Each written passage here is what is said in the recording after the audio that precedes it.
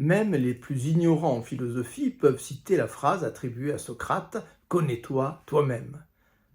On y a vu parfois l'indice de la naissance de la philosophie.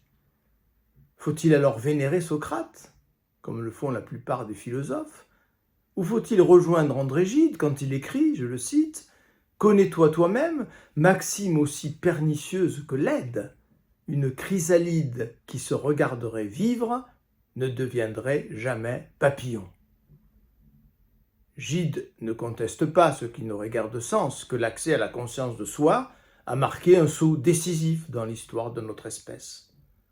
La Genèse, dans l'Ancien Testament, conserve comme une empreinte de ce moment, avec l'allégorie d'Adam et Ève goûtant au fruit de l'arbre de la connaissance que Dieu leur avait interdit de toucher.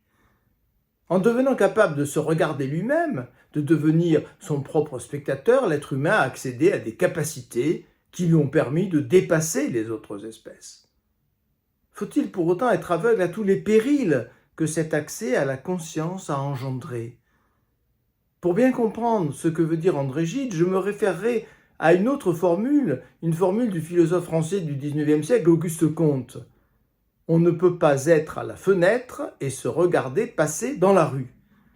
Ce qu'affirme aussi bien Auguste Comte qu'André Gide, c'est que la conscience ne peut en aucun cas être première, qu'elle ne peut en aucun cas être absolue.